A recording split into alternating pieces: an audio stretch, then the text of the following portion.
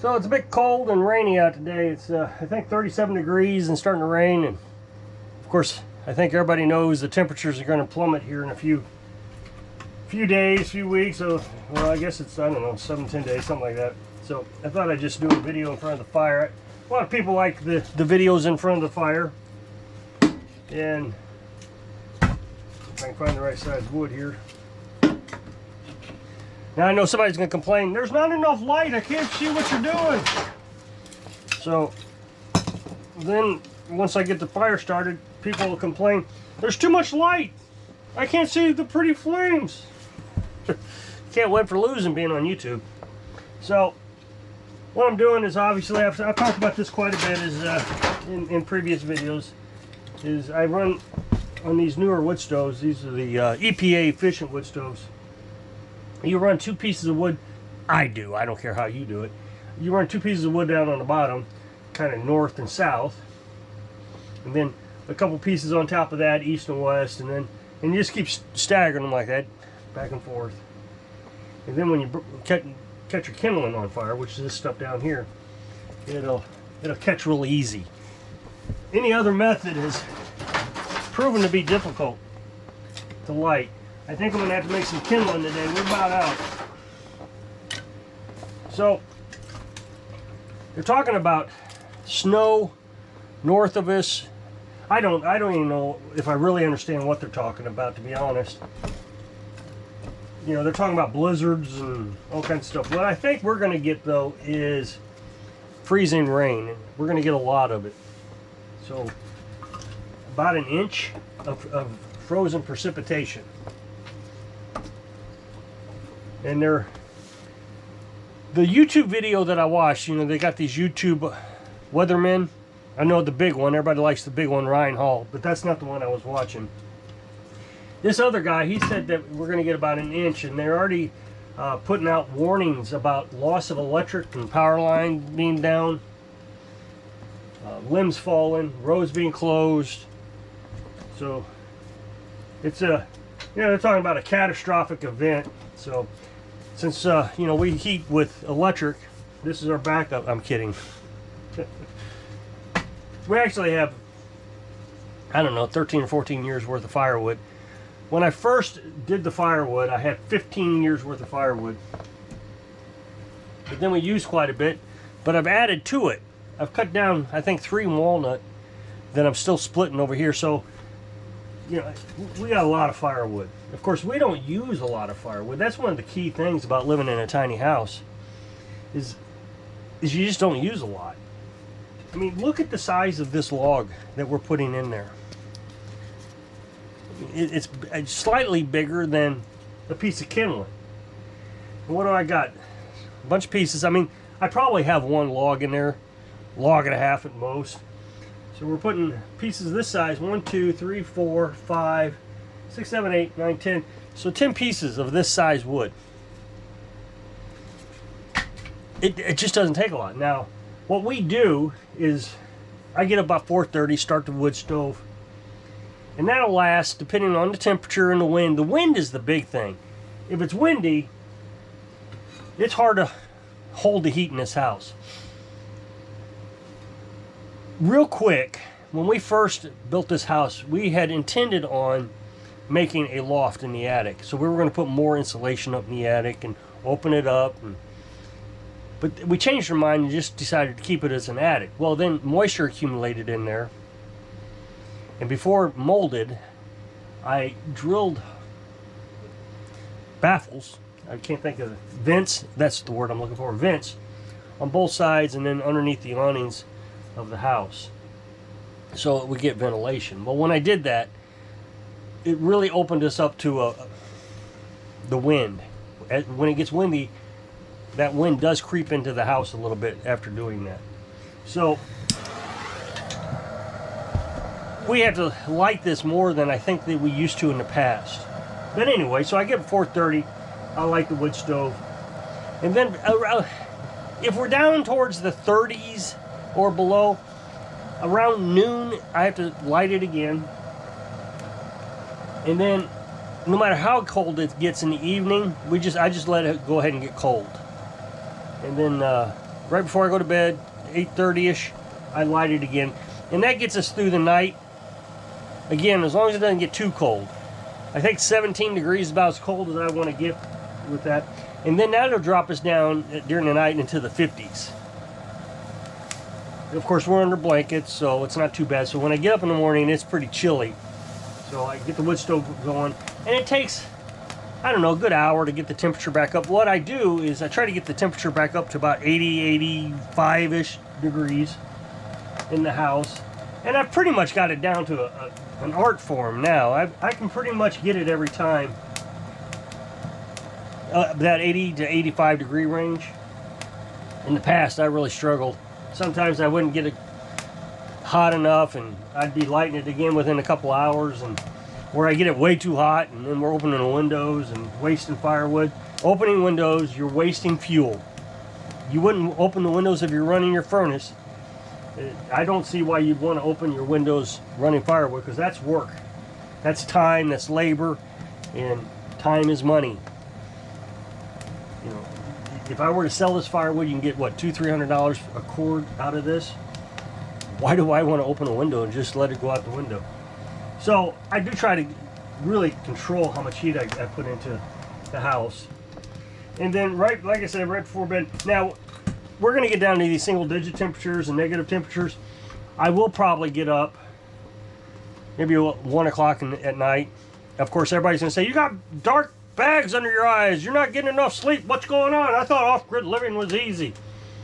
Well, about once a year, yeah, you actually got to do, something in the middle of the night. You got to get up for a couple weeks and light the stove. I mean, it's just part of the deal. Now, I know a lot of people will say, well, just keep feeding the wood into it. Well, with us living in a tiny house, it would get way too hot if we just kept feeding the wood into it. I mean, if the temperature in the house, let's say the wood stove's lit, it's died down, it's all in coals, and I throw this in there, and the house is at 75 degrees. I throw this in, this one little stick. This one little stick will raise the temperature to about 80, 85 degrees. So if I just keep adding firewood to it, I mean, how hot could it get in here? 200 degrees? I don't know. So, no, just adding firewood doesn't make sense. It makes more sense to get up, relight it.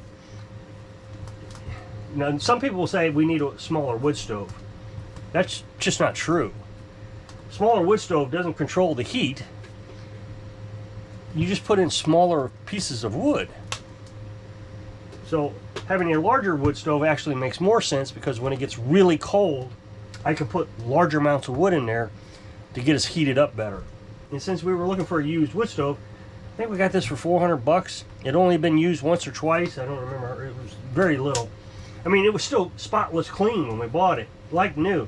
He put it in his garage, and he didn't think it gave out enough heat, so he got a bigger one and sold this one. So this is what was available, and it was close and cheap, so we got it. I really like it. I mean, I really like it. I've talked about it a lot, this EPA, and every time I say EPA, I'll never get one of those. The EPA isn't going to tell me what to do. I don't care if the EPA is telling you what to do or not. I would have hoped that a company would have built these with or without the EPA. This is a fantastic wood stove. It just, now of course you got to burn dry firewood, 20% or less, and nobody can seem to figure that out. Every time it gets down to about -4 around here, all the chainsaws light up around here, because they can't keep up with the heating bill with their furnace. So they throw that wet firewood in there, and then they can't figure out why the chimney's turning red. It's because you've got creosote in it, and it's burning up, and you're going to get an attic fire. It's pretty dangerous. I mean, we've cleaned this many times, and there's just nothing that comes out of it because our firewood's dry. Now, that first year, we had a problem. Of course, we had no choice. We had to burn wet firewood.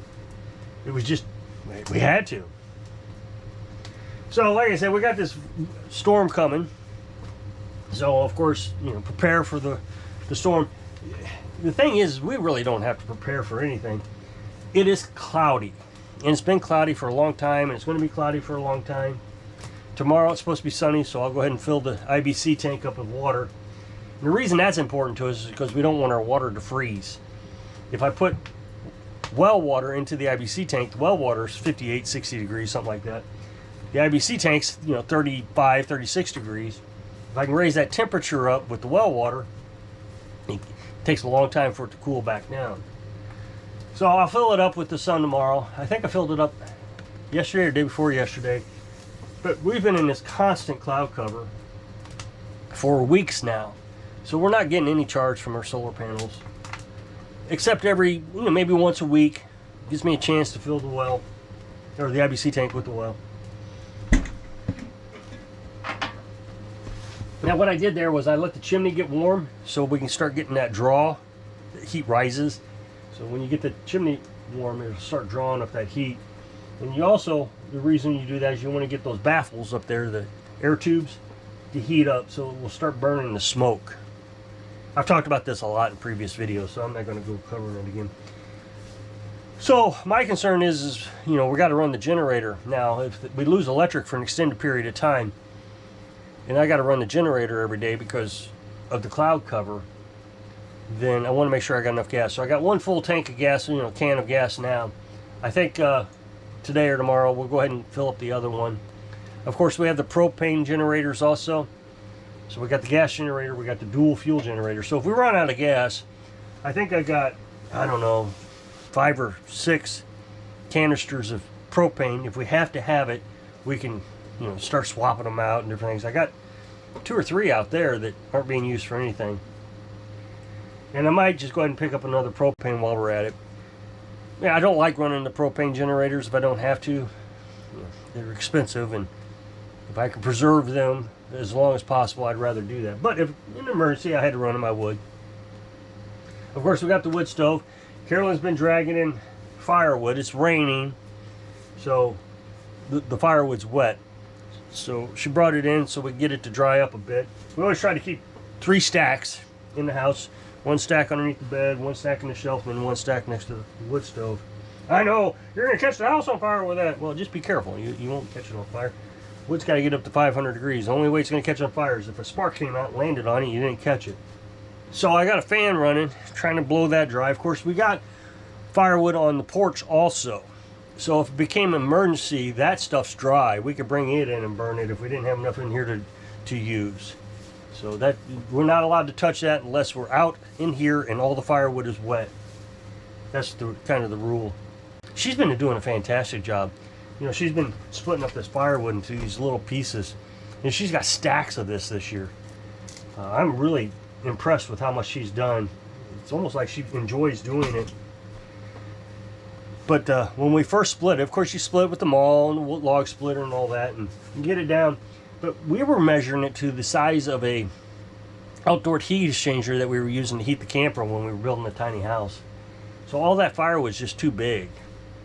So we split it down smaller so we can use it in this. Now, when we get down into the 50-degree mark, into the 50s in the house, I'll load it up like this. It'll burn down, and then she always throws some chunks that she can't get to split over here in the corner. And I'll throw one of these or 2 of these in there because it doesn't get us up to temperature, this one load, when we're down in the 50s. This will raise it up to the 60s. I throw 1 or 2 of these pieces in there, then now to get us up into the 80s. But as far as electric goes, we just don't use a lot. So our backup plan is we have that IBC tank, and it holds all our water. Well, if the plumbing or anything freezes that, which we can get down to about -4, -6 before it freezes out there. Then we have the backup where we just run the well and dump it into buckets. We bring the buckets in here, we got all the water we need. So we never run out of water. Remember, I have a hole drilled in my pipe in the well, about the size of my pinky. So when you're running the well, water just sprays out of that little hole, but you get enough water to come out, it doesn't affect your flow. But the thing is, when you shut the well off, that pipe drains, so it doesn't freeze. So we always have, we will never be without water as long as the well doesn't dry up or anything, or the well pump doesn't break. So we got that, and that runs off the solar primarily. I try to wait until we have enough sun to run the well. I've only had to run the well maybe once or twice this year off the generator because we were just out of water, and it's been so cloudy this year. It's been a really strange year. The thing is the only time we'll be affected by the bad weather is if we wanted to go to Dollar General and get, as long as I got enough gas to run that generator, which I don't run the generator full time. That's what a lot of people's mistake is. They'll run the generator full time. I run the generator for maybe 2-3 hours, charge the batteries up, and the batteries do all the work for us. And so the only thing I can do is just charge batteries. Whereas a lot of people would just run the generator non-stop, go through the gas before the emergency is over. And so when the freezer is not on, your generator is still running. So it's just a waste of fuel. The other thing that it's key, I think is important, is at night, don't have a lot of lights on in the house. People will start to learn that you have lights, and they'll be wondering, hey, how come he's got electric and we don't? And you know, they'll be asking for coffee and all that kind of stuff. So I learned that a long time ago. I had a couple solar panels on top of my house, and I had porch lights, battery operated porch lights. And so the town lost electric, and I went out on the porch, turned those lights on. Oh, and the whole neighborhood knew about it. Yeah, that was a mistake. Of course, I was proud of myself that I had those lights out and the electric was out and I still had lights and all that, but that was a mistake. So, not that you got to be worried or anything that somebody's going to come and try to steal your electric or anything, but you don't want people, we're private people, so we don't want people knocking on the door and bugging us and, hey, can you charge my phone? So if you'll click this up next box, it'll take you to a video where it's working on something. So hope I can inspire you. Not to be prepared, just live your life that way. Sing, live your dreams. Thanks for watching.